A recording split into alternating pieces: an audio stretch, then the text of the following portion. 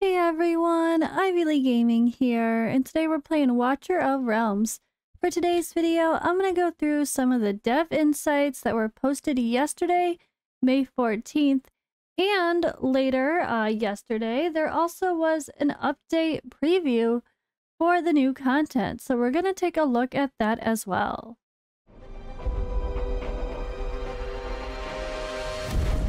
The finest blood for the most untainted soul.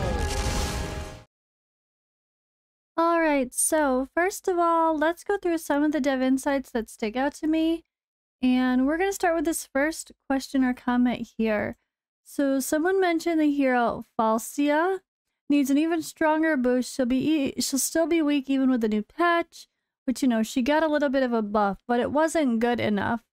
She's not worth 250 shards, and being a limited hero, I think about raising her initial real damage and giving her ultimate damage from the enemy's max HP. She'll become at least guild boss viable or relevant. Give her 2 attack cells. Otherwise, why does she need Valeria's sword? I don't know what they mean by that, but it could be bad translation. But yeah, so Falcia got a buff, and she was still pretty meh after the buff, unfortunately. So it is nice to see here that they actually did reply saying that thank you for the feedback. We'll consider increasing this hero's survival role in Pantheon 1 and optimizing the feel of this ultimate, such as being able to attack the enemy right after defeating another. Being able to attack the next enemy right after defeating another. I don't know.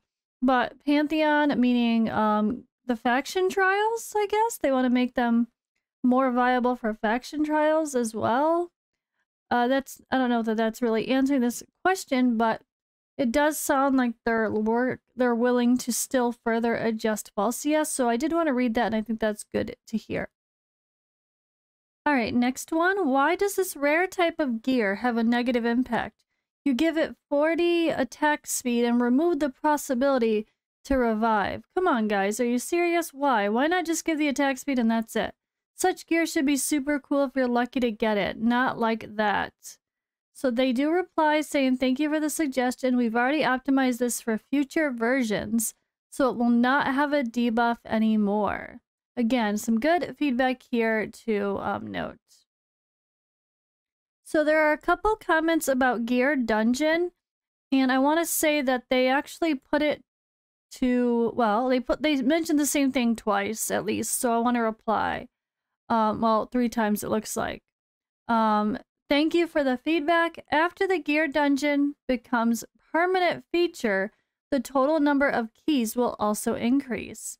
So they do say it will become a permanent gameplay mode. So it won't be that Gear Dungeon is only available a certain period of times. It looks like it will be available all the time, and there'll be an increased amount of keys to use. I'm not quite sure what they mean by that. Maybe just a certain amount per day you're allowed to do, and they can stack up to how much you accrue every day. I don't know how they're going to do that. But if anybody wants Gear Dungeon around more often, that is feedback that was provided here that is going to be the case. So I'm really happy to see that. Alright, next one. Question 12. I'd like to suggest a method of either redeeming leftover shards of character summons or providing a way to get rid of them. Right now I have leftover shards from 4 things in my inventory: the Silas skin, Lunaria, Pyros, and Vladov. I have all of these things unlocked, but I still have the remaining shards in my inventory. I would like to get rid of them either through some exchange, like diamonds or gold, or provide a trash delete button so I can get rid of them. I don't need them anymore and have maxed out the character's awakenings for what I do have. This would help me clean up my inventory, remove some unwanted items. So they actually reply saying, thank you for the feedback. We've already designed this function and will update it in the future version. Really good to see that one as well. I love that comment. Good, really happy to see they are doing something with the skin or whatever, or fusion shards as well. All right, next up here, we have, this is a good comic, 'cause I don't actually do 10 pulls of the exclusives very often. I usually just do them single as I do Void Rift. So I didn't even notice this, if it's the case or not, but this says, if you do 10 summons with exclusive Forge, you should make it that you're guaranteed at least one exclusive artifact. I've gone a whole month and only gotten one exclusive artifact, and this has happened twice. 20% chance is a joke, right? So they say, thank you for your feedback. Our artifact forging system has a guarantee mechanism. We will continue to monitor feedback and consider optimizing the number of guarantee uses. So there is a guarantee, but what is it exactly? Every how many? I guess we gotta do some research there. Let me know if anybody has kind of figured out what the guarantee is. I have no idea. Because again, I don't really do many 10 pulls of exclusives. I kind of do them singly and then regret it later. Alright, then again on the same kind of topic, please give us more ways to get exclusive Artifact Forge material. Seems like a great way to update the game event rewards. Or awards. Also, can we get enough from Void Rift Nightmare to do a 10 pull? Feels bad being short or having to wait. I agree, every time we do a Void Rift Nightmare, let's be honest, it can suck. Give us a proper 10 pull every week, that's not asking too much. And then he said, thank you for the feedback. Our forging materials will be obtained in new gameplay modes. So it sounds like they are going to be adding the exclusives somewhere else, potentially. Alright, here is a good one that actually got a good comment from them as well. You know that it's very hard to get good or needed desired artifacts for your heroes. It's RNG, and so it's okay. But it would be great to have at least something to have a higher chance at getting an artifact I need. My idea would be to have a wish list to define up to 3 artifacts. The chances to get one of these artifacts is increased by 10 times or even 15 times. Same would be awesome for the exclusive artifacts. And they reply saying, thank you for your feedback. This is an awesome suggestion. We'll add it to our lists of improvements to make. Really like that reply from them. That I love the idea of like a wish list. Like they should have wish lists for banners as well. Like the same idea. Artifact summoning. Well, how about summoning of heroes? Give us wish list banners where we can put certain heroes as rate ups. Maybe in ancients and regular summons as well. I think that'd be really cool. Alright, and there were a lot of comments from this Q&A. This is 49 questions, or comments, and there were some really long ones as well. I feel like I picked out some of the main ones that at least have some good replies, or maybe some hints at future updates. They do mention here they are designing random tower defense gameplay as well. Like this, people want like an endless mini game type feel, or endless waves. That's been something mentioned a lot. But yeah, there's a lot in this dev insight. So hopefully I covered some of the ones that I think were the most interesting. And yeah, let's move on to the in-game post about the June update content preview. So, the new update coming soon, May 20th, which is in 5 days as of this post. Brace yourselves for the new Odyssey, a fresh Demon Soldier feature, and a brand new skin. And check out more details below.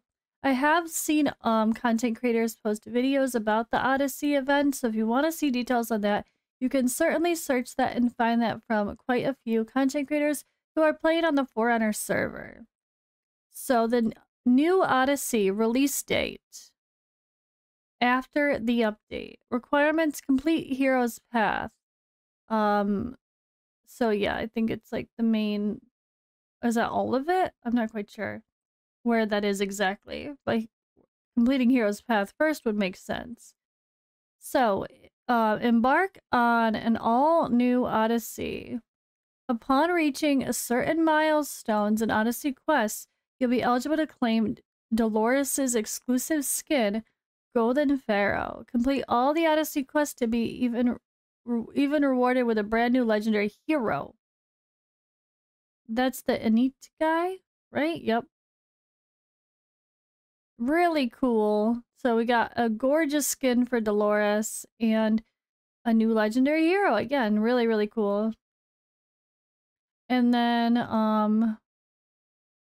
it looks like some rewards along the way are also going to include legendary hero soulstone. Hell yeah. Mythic artifact essence. Definitely want that as well. Really valuable. Fury casting hammers, ancient summoning crystals, legendary summoning crystals, and legendary skill crystals. Now that sounds like a juicy set of rewards. That's what I want to see with some new content or new progress missions, I guess. Alright, new feature, Demonic Crusade. So Demonic Crusade is a new Demon Soldier feature with 2 modes. Main stages and challenge stages. Throughout the event, commanders can lead various demon soldiers to defeat a range of heroes standing guard, expand territories, and earn great rewards. So there's the main stage, and then there's challenge stages. That's a really cool idea to give us something else to do with our demon soldiers besides the typical guild versus guild content. I really like that idea, actually. And there's going to be new demon soldiers. The Fool, Adrog's Follower, and Scalskin Warrior. The 3 new demon soldiers all play the role of support on their team, capable of offering buffs like shields and speed-ups to other demon soldiers during an attack. They are crucial for conquering the challenge stages in the Demonic Crusade. Commanders can try and acquire these new demon soldiers through Demonic Crusade. These soldiers provide fresh strategic approaches for Guild War. Alright, so I should probably leave that up for a second. We got 1 legendary and a couple epics. Alright, new map mechanics. Demonic Crusade has added 9 new challenging maps featuring 3 brand new stage mechanics, powder kegs, molten lava, and bulwarks. Demon soldiers can also attack with 2 routes, greatly enriching the strategic depth of this feature. So powder kegs, they have a taunt effect, making them a priority target for demon soldiers. When a powder keg is destroyed, it eliminates all units within 2 tiles. Strategically utilizing demon soldiers to ignite powder kegs and eliminate garrison heroes is key to a flawless victory. Molten lava. Molten lava deals sustained true damage on any demon soldier that passes over it. Preventing demon soldiers from lingering on molten lava terrain is beneficial for a flawless clear. And then bulwark. Bulwark will block the path of demon soldiers. Destroying the right bulwarks to create vulnerabilities in the garrison hero's formation can lead to effortless, perfect clear.